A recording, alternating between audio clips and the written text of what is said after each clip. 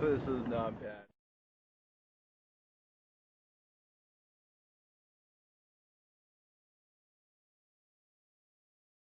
This is a view of the majestic Scree Lake from the headwaters of Cottonwood Creek. I'm currently bushwhacking from Lake Tustumena to the Fox River. I've been told that this bushwhack would, quote, kind of suck. Sure does. I've successfully reached the Fox River. I've never seen worse bushwhacking except for in my nightmare. 4.5 miles, took me about 7 hours.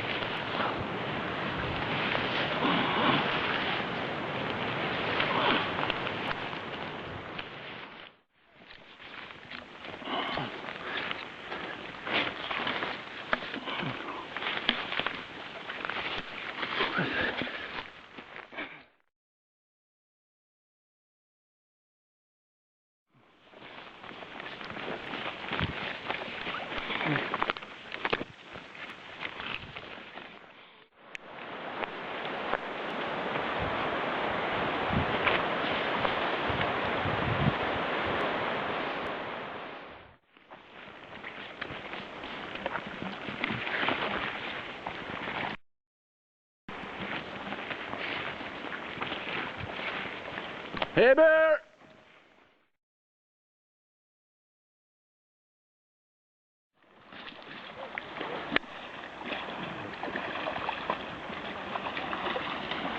We picked the right guy to stand by. We picked the right guy to stand by. Oh, it's over there.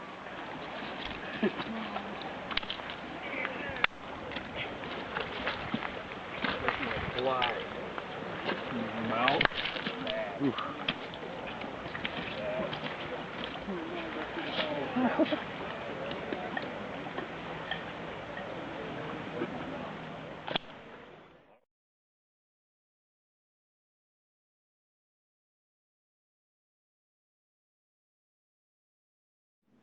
I have successfully paddled across North Arm, and I'm now standing here in Pilot Harbor.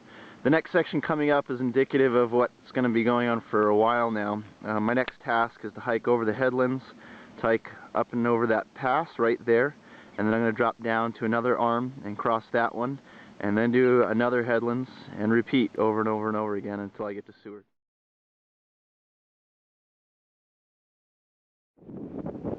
Apparently the Kenai Fjords operate on a different seasonal pattern. Today is June 26th and the snow line starts at 700 feet. This is the 1,000 vertical foot snow chute that got me down from the pass between Pilot Harbor and James Lagoon. This is the gorge that I'm ascending in order to get to the next pass. It's a really bad option, but all of the rest are actually worse. This is the view from the pass between West Arm and Two Arm Bay. I'm standing on a huge cornice looking back towards West Arm. This is kind of a petrifying moment. I'm traversing above this frozen lake on this snowfield here.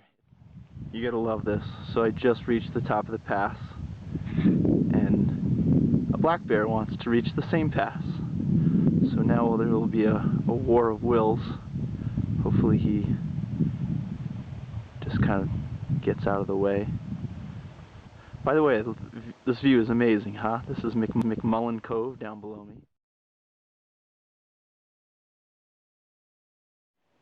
I'm out here on East Arm, and these conditions are perfect for this crossing, which is about 5 miles across. That's the pass I'll be going over soon.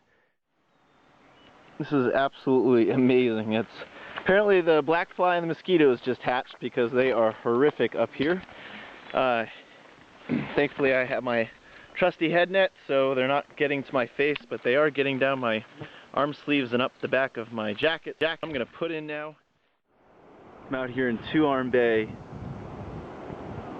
and that is a whale.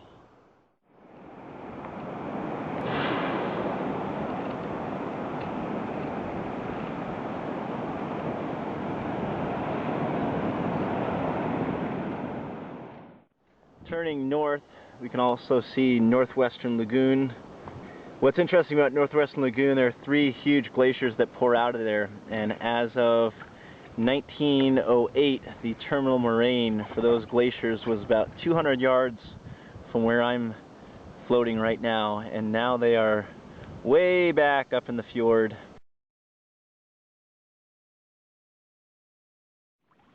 This is the terminal lake at the end of Bear Glacier. My 1950 maps don't indicate that this lake exists, they indicate that the glacier comes this far down.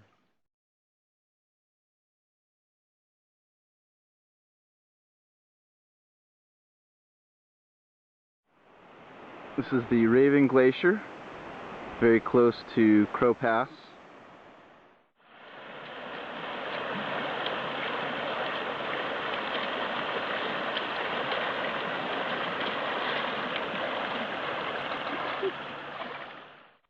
I'm almost to the top of Bombardment Pass, which has not been easy to get to. I followed a goat track up to the top of the pass, which maybe not an advisable thing. They're such better climbers than I am, and most humans are. There's a lot of exposure. If we can look out. If I were to slip, I probably couldn't stop myself, and I'd be looking at a several 100-foot kind of somersaulting fall down to the bottom of the drainage. Now standing at Rumble Pass, looking down valley. The valley is just covered in moraine. This is the Peters Creek Valley, as seen from the ascent up to Thunderbird Peak. It's big. This is called Scree skiing. It's an excellent way to get down big mountains very quickly and fairly safely. This is coming down from Thunderbird Peak in the Chugach Range.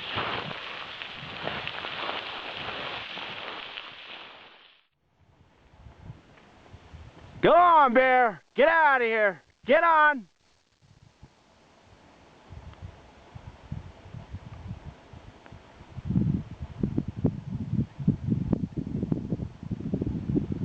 That was interesting. He came storming down the ridge right at me, and then as soon as I started yelling at him, he put on the brakes and turned back.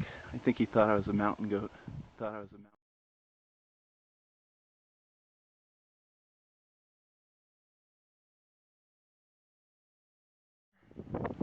We're here on the Big Susitna River, floating along, enjoying this sunshine and warm temperatures.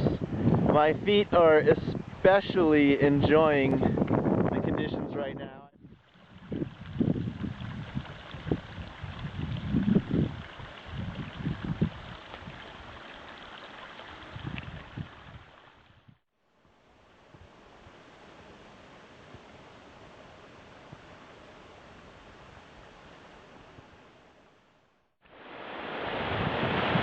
This should be my last put-in of the trip here on the Jack River, which I should be able to float all the way into Cantwell. I'll be arriving in Cantwell Alaskan style via my packraft.